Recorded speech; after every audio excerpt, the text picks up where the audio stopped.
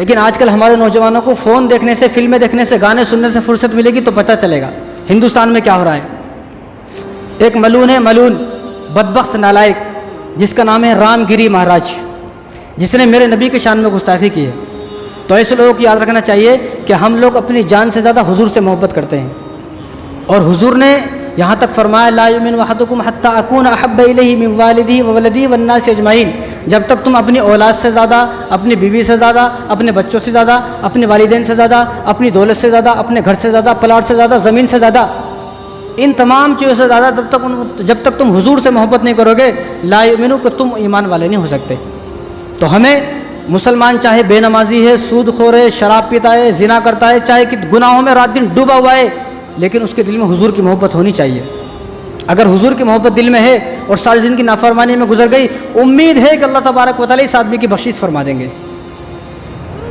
उम्मीद है इस आदमी की बख्शिश हो जाएगी। तो उस मलून ने हुजूर सल्लल्लाहु अलैहि वसल्लम की शान में गुस्ताखी की, तो वो भी जवाब सुनते जाएं आप। तो उस मलून ने कहा कि मैं तो देखो अपनी ज़बान से ना हम ये बात बोल सकते हैं ना सुन सकते हैं, बस मैं आपकी मालूमात के लिए। उस बदबख्त ने कहा कि हुजूर सल्लल्लाहु अलैहि वसल्लम जो मुसलमानों के नबी हैं, मोहम्मद है, उन्होंने 55 साल की उम्र में 6 साल की आयशा से शादी की। जो आदमी 55 साल की उम्र में 6 साल की आयशा से शादी करे, वो कोई गुरु नहीं हो सकता है, वो कोई आदर्श नहीं हो सकता है, वो रोल मॉडल नहीं हो सकता है। मुसलमानों का रोल मॉडल कैसा है, मुसलमान जिसको फॉलो करते हैं वो कैसा, उसने इतने गंदे अल्फाज बोले, ऐसे अल्फाज बोले।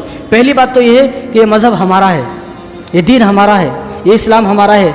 ऐसे नालायक और बदबख्त मलून को किसी ने इजाज़त नहीं दी कि वो हमारे मज़हब के बारे में अपनी नापाक ज़बान से कुछ बात बोले। हमारे नबी हमारे हैं, मोहम्मद सल्लल्लाहु अलैहि वसल्लम हमारे हैं, हम उनके हैं, इसलिए किसी और को इजाज़त नहीं है उन पर एतराज़ करें। जब मज़हब हमारा है, हम इस मज़हब को फॉलो कर रहे हैं, तो हमारे मज़हब में चाहे कुछ भी हो, किसी को इजाज़त ही नहीं है। और दूसरी बात, अगर हज़रत आयशा रज़ियल्लाहु तआला अन्हा की शादी हो रही है, बहुत अच्छी बात है। जब हज़रत आयशा के वालिद साहब को एतराज़ नहीं है, अबू बकर सिद्दीक़ को, और उनकी वालिदा उम्मे रोमान, जब उनको एतराज़ नहीं है, तो तुम कौन होते हो एतराज़ करने वाले। और हज़रत आयशा रज़ियल्लाहु तआला अन्हा हुज़ूर सल्लल्लाहु अलैहि वसल्लम की वफ़ात के बाद 50 साल जिंदा रही। सन 58 में भी 11 हिजरी में हुजूर की वफ़ात हुई और सन 58 हिजरी में हज़रत आयशा रज़ियल्लाहु तआला अन्हा की वफ़ात हुई। अगर हज़रत आयशा पर यह जुल्म होता और किसी को एतराज़ होता तो सबसे पहले हज़रत आयशा को एतराज़ होता। जब 50 साल तक ज़िंदा रही, आपने कभी पूरी ज़िंदगी में कहा नहीं कि मुझ पर जुल्म हुआ है कि मैं 6 साल की थी और हुजूर सल्लल्लाहु अलैहि वसल्लम 55 साल के थे, कभी नहीं कहा हज़रत आयशा ने ना। इस्लाम में फ़िज़िकली फ़िट देखा जाता है कि फ़िज़िकली फ़िट कब है। इस्लाम में उम्र की क़ैद नहीं है। इस्लाम में देखा जाएगा कब लड़की बालिग हो गई, शादी के लायक हो गई, अब इसकी शादी कर दो। इस्लाम में ऐसा नहीं कि 18 साल, 19 साल, 20 साल, 21 साल, सालों का कोई एतबार नहीं है इस्लाम में। इस्लाम में देखा जाएगा कब लड़की फ़िज़िकली फ़िट है, कब वो इस लायक हो गई कि वो शोहर को जो है शोहर के पास जा सकती है, कब इस लायक हो, जब इस लायक हो जाए। इस्लाम के अंदर जब हुक्म यह है कि अब इसकी शादी कर दे, ये इस्लाम है, ताकि ज़िना ना फैले, बदकारी ना फैले। और दूसरी बात देखो, हर मुल्क का खाना अलग है, हर मुल्क का मौसम अलग है, हर मुल्क की जो है वो ग़िज़ाएँ अलग है। और अल्लाह तबारक व तआला ने अपने नबियों के लिए फुसफुसे खाने तय नहीं किए, जो फुसफुसे खाने हम खाते, ऐसे फुसफुसे खाने अल्लाह तबारक व तआला ने मुंतखब नहीं फरमाए। नबियों के लिए जो खाना अल्लाह ने मुंतखब फरमाया, वो ताकतवर खाना, ताकतवर ग़िज़ाएँ मुंतखब फरमाई। हुजूर क्या कहते थे, आज भी आपको मालूम है कि आज भी सऊदी अरब का कोई आदमी एक बीवी पर इक्तिफा नहीं कर सकता। देख लें आप, जैसे यहाँ सबकी एक बीवी है, सऊदी अरब के अंदर किसी की एक बीवी नहीं है, सबकी 4-4 बीवियाँ, 3-3 बीवियाँ हैं। 3 कम से कम 3, ज़्यादा से ज़्यादा 4, उससे कम क्यों? क्या वजह है? वजह यह है कि उसकी बीवी खुद बोलती है वहाँ पर भाई दूसरी शादी कर ले। क्या वजह है? वजह यह है कि सऊदी अरब के अंदर, मैं कहता हूँ कि आप भी ऐसा करें, सऊदी अरब के अंदर जो खाना खाते हैं वो जैतून के तेल में खाना खाते हैं, खजूर खाते हैं और ऊँटने का दूध पीते हैं। 1000 गायें और 1 लाख बकरी और 1 करोड़ भैंस का दूध मिलकर भी एक ऊँटने का दूध के बराबर नहीं हो सकता। ऊँटने का दूध जितना ताकतवर होता है, तो वहाँ ऊँटने का दूध पीते हैं, जैतून के तेल में खाना खाते हैं। आप जैतून, मैं कहता हूँ कि आज हिंदुस्तान के लोग जैतून के तेल में 1 महीना खाना खाएं और 1 महीना खजूर खाए, रात दिन खजूर खाए और 1 महीना ऊँटने का दूध पिए, आपकी बीवी ये बोलेगी या तो मुझे तलाक दे दे या मैं भाग जाती हूँ। आपकी खुद की बीवी, चाहे आपकी उम्र कितनी भी, आप तजुर्बा करके देख लें आप। तो वहाँ के लोगों का खाना बड़ा ताकतवर खाना है। तो वहाँ का जो आदमी है, इसलिए मैंने कहा कि हर मुल्क का खाना अलग होता है, ग़िज़ाएँ अलग होती है, मौसम अलग होता है। तो मौसम के हिसाब से आदमी की जो ताकत है और क़ुव्वत है, जो नफसानी ख्वाहिशात है, वो बदलती रहती हैं। वहाँ के आदमी में इतनी ताकत है कि वो एक ही रात में 4 बीवियों के पास जाके आ जाता है। यहाँ इतनी ताकत बताओ किसमें है? तो वहाँ का मौसम अलग है, वहाँ की ग़िज़ाएँ अलग है, तो वहाँ उस इलाक़े की जो बातें हैं उनको यहाँ पर फिट ना किया जाए। अगर किसी को समझ में नहीं आता ये बात तो तजुर्बा करके देख ले, वो 1 महीने खा के देख ले तो उसको खुद पता चल जाएगा। इसलिए जब आप सल्लल्लाहु अलैहि वसल्लम की शादी हज़रत आयशा से हुई है तो उनकी हज़रत आयशा रज़ियल्लाहु तआला अन्हा की वालिदा तो थी ना, वालिदा को तो सब पता है ना। अगर ऐसा होता वो फिट नहीं होती हुजूर के लिए तो वालिदा मना कर दी कि मेरी बेटी अभी छोटी है। लेकिन जब हुजूर सल्लल्लाहु अलैहि वसल्लम की शादी हुई तो हज़रत आयशा रज़ियल्लाहु तआला अन्हा का निकाह हुआ। जो हज़रत आयशा रज़ियल्लाहु तआला अन्हा की जो उम्र थी वो 6 साल थी, जब वो इतनी फिट नहीं थी। जब 9 साल की हो गई, 3 साल के बाद जब वालिदा ने देखा कि अब मेरी बच्ची, मेरी बेटी फिट हो गई है, शादी के लायक हो गई है, जब वालिदा ने खुद भेजा हुजूर सल्लल्लाहु अलैहि वसल्लम के पास हज़रत आयशा को।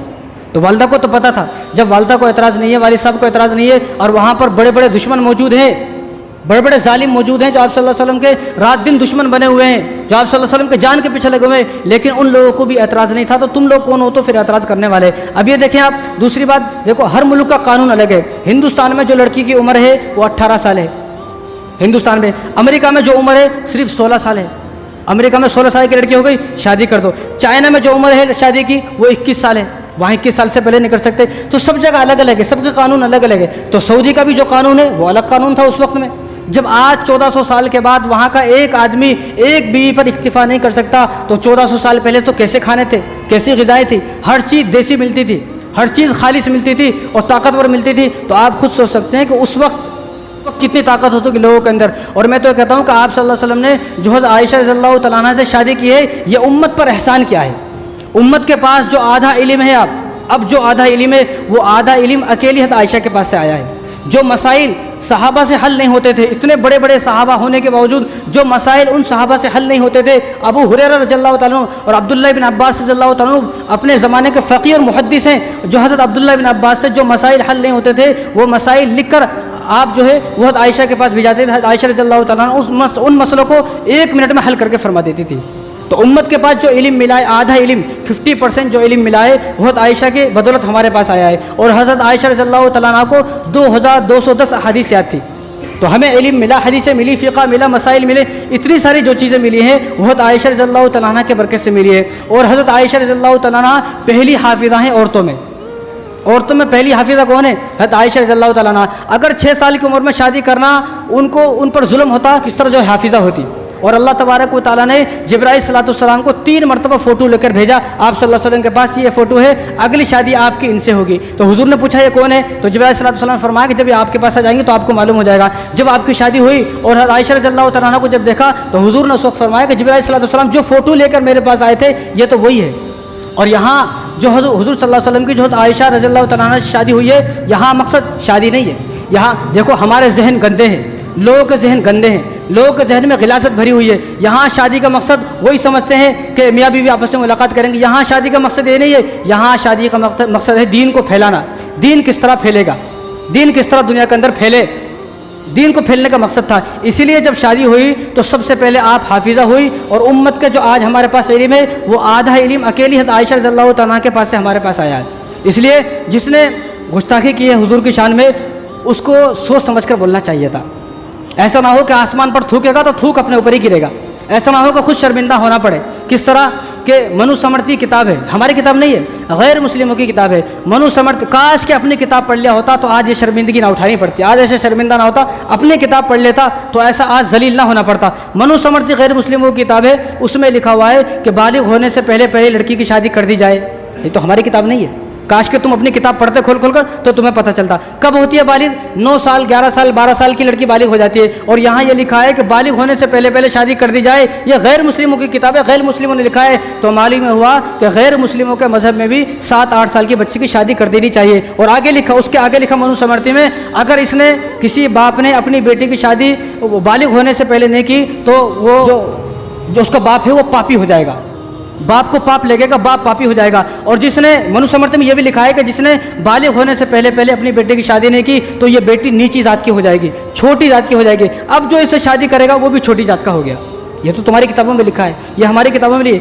अब मनुस्मृति में आगे लिखा है कि लड़के की उम्र, हिंदू मजहब में लड़की की उम्र 24 साल होनी चाहिए और लड़की की उम्र सिर्फ 8 साल होनी चाहिए। ये हमारी किताब में नहीं है, ये तुम्हारी किताब में। खुद अपनी किताब उठाकर देखता तो ऐसा जलील ना होना पड़ता। महाभारत देखे आप, महाभारत में लिखा हुआ है, अपनी किताब पढ़ते तो कितना अच्छा होता। महाभारत में लिखा हुआ है कि लड़की की उम्र 7 साल से 10 साल होनी चाहिए, ये तो महाभारत में लिखा है। और आगे देखे आप, महाभारत में रावण को पहचानते आप, नाम सुना आपने, रावण जब सीता को उठाकर ले गया, रावण जब सीता को उठाकर ले गया तो सीता ने रावण से कहा कि मेरी उम्र 18 साल है। मैं कितने साल की हूँ? मैं 18 साल की हूँ और 12 साल हो गए मेरी शादी को, मुझे राम के साथ रहते हुए 12 साल हो गए। तो 18 में से 12 निकाले, कितने बचे? 6 बचे। तो मालूम हुआ कि सीता की शादी कब हुई? 6 साल की हुई। अपनी किताबें उठाकर देख ले तो ऐसा जलील ना होना पड़ता। और जो सीता है उनकी सगी बहन है उर्मिला की शादी किससे हुई? लक्ष्मण से हुई, जो लक्ष्मण राम का भाई है। तो सीता जी यहाँ पर ये कहती है कि भाई मेरी शादी और मेरी बहन की शादी दोनों की एक दिन में हुई। अब वो उर्मिला तो 1 साल तो छोटी कम से कम तो होंगी ना, कोई भी अगर बच्चा बाद में होता है तो कम से कम 1 साल तो छोटा है। अब अगर उर्मिला, राम की शादी, लक्ष्मण की शादी दोनों की एक दिन में हुई और उर्मिला की शादी और सीता की शादी एक दिन में हुई। अब सीता यहाँ पर 6 साल की है तो उर्मिला कितने साल की हो गई? 5 साल की हो गई। ये तुम्हारी किताबों में लिखा है, हमारी किताब में नहीं है। यानी अजीब बात है, हम करें तो गलत है, तुम करो तो सही है। लेकिन हमने कभी एतराज़ किया? हमें यह बात मालूम है, लेकिन पूरी दुनिया का मुसलमान इस बात पर एतराज़ नहीं करता। क्यों? क्योंकि उस वक्त में जो उन्होंने क्या सब ठीक था, जो हुजूर ने क्या वो भी ठीक था, जो तुमने क्या वो भी ठीक था। उस ज़माने का ऐसा रिवाज था, ऐसा मौसम था, उस ज़माने का एक कानून था। तो उस वक्त में जो उन्होंने क्या वो ठीक था, हम किसी पर एतराज़ नहीं करते। और अल्लाह ने हमें मना फरमाया है, ला तसब्बुल्लज़ीना यदऊना मिन दुनिल्लाह, तुम किसी मज़हब के बारे में बुरा भला ना कहो। अगर वो मज़हब सच्चा है झूठा है तुम छोड़ दो, तुम किसी मज़हब के बारे में बुरा भला ना कहो। तो इसलिए हम ना हुजूर को गलत बोलते हैं, बोलना भी नहीं चाहिए। हम हुजूर को गलत कैसे बोल सकते हैं? तो हम तो राम को भी गलत नहीं बोलते हैं, जिन्होंने जो 6 साल की सीता से शादी की, हम तो उसकी भी गलत नहीं बोलते। लेकिन मसला हम ये समझते हैं कि भाई जब तुम करो तो सही है, हम करें तो गलत है, ये कैसा हो सकता है? जब सीता की शादी 6 साल की उम्र में हो सकती है तो हज़रत आयशा रज़ियल्लाहु तआला अन्हा की शादी भी 6 साल की उम्र में हो सकती है। और हज़रत आयशा रज़ियल्लाहु तआला अन्हा का सिर्फ निकाह हुआ 6 साल की उम्र में। क्या हुआ? सिर्फ निकाह हुआ। रुखसती जब हुई, जब हज़रत आयशा रज़ियल्लाहु तआला अन्हा की रुखसती हुई तो आप 9 साल की थी। आयशा से तो छोटी है सीता और सीता से बड़ी है आयशा। और जो सीता की जो राम से शादी हुई है वो ऐसा नहीं कि अब शादी हो गई, रुखसती बाद में हुई। जब शादी हुई जब ही लाई, जब ही शादी हो गई। और यहाँ निकाह हुआ 6 साल की उम्र में और रुखसती हुई 9 साल की उम्र में। लेकिन मसला यह है कि तुम करो तो सब सही होता है, हम करो तो सारे गलत होते हैं। अगर ये एतराज़ तुम्हें करना है तो ये एतराज़ राम जी पर भी आता है, लक्ष्मण पर भी आता है। उन पर एतराज़ करो तो पता चलेगा, उन पर भी एतराज़ करो। तो हमारे नबी की शान में कोई आदमी गुस्ताखी करे, हमें यह हरगिज़ बर्दाश्त नहीं है। हम अपने नबी से अपनी जान से ज़्यादा, अपने जो है माल और दौलत, अपने बीवी बच्चों से सबसे ज़्यादा हुजूर सल्लल्लाहु अलैहि वसल्लम से मोहब्बत करते हैं। तो मेरा कहना ये कि हुजूर सल्लल्लाहु अलैहि वसल्लम को तकलीफ पहुँची है। कोई आदमी अगर हुजूर की शान में गुस्ताखी करता है तो तकलीफ पहुँची नहीं पहुँची, तो अब हमें क्या करना है? भाई मैं तो एक आम सा आदमी हूँ, मैं क्या कर सकता हूँ? मैं तो कुछ भी नहीं कर सकता, तुम भी कर सकते हो, तुम भी कर सकते हो। क्या करना है कि हुजूर सल्लल्लाहु अलैहि वसल्लम को तकलीफ पहुंची है तो हमें करना क्या? रसूलुल्लाह आपको तकलीफ पहुंची है, अब मैं 100 मरतबा दरूद पाक का तोहफा आपको पेश करूंगा, जो आपको तकलीफ पहुंची है वो तकलीफ आपसे ख़त्म हो। उस जालिम की हलाकत के लिए बद्दुआ करूंगा, मैं 2 रकात नमाज पढ़ूंगा उस जालिम की हलाकत के लिए, मैं 2 रकात नमाज पढ़ूंगा ताकि आप सल्लल्लाहु अलैहि वसल्लम खुश हो। ये हम कर सकते हैं, लेकिन ये हम करने को तैयार नहीं है। हमें क्या फ़र्क पड़ता है? हमें तो ये बताओ कि नई मूवी कौन सी आने वाली है, आज कौन सी मूवी रिलीज़ होने वाली है, कौन से गाने रिलीज़ होने वाले हैं, हमें कोई फ़र्क पड़ता नहीं है। हमारे नौजवान किसी को पता ही नहीं है। अगर एक बातें किसी को पता ही जाए कि इस हफ्ते इतना बड़ा हादसा हुआ है कि मेरे नबी की शान में गुस्ताखी की है, जिनकी वजह से हमें इज्जत मिली, इस्लाम मिला। और उस ज़माना ऐसा था कि उस ज़माने में जिंदा लड़कियों को दफन कर दिया जाता था। आज जो औरतें जिंदा हैं ये हुजूर सल्लल्लाहु अलैहि वसल्लम की बदौलत है। आज जो इतना बड़ा मलून बड़ी गद्दी पर बैठकर ये बातें बोल रहा है, ये जो इसको इज्जत मिली है वो हुजूर की बदौलत इज्जत मिली है। अगर हुजूर ना आते तो किसी का गुलाम होता। उस ज़माने में लोग एक दूसरे को गुलाम बनाते थे। तो हुजूर सल्लल्लाहु अलैहि वसल्लम की शान में जिसने गुस्ताखी की है उसके लिए बद्दुआ करे, अल्लाह तबारक व तआला अपने सारे अज़ाब उस पर नाजिल फरमाए।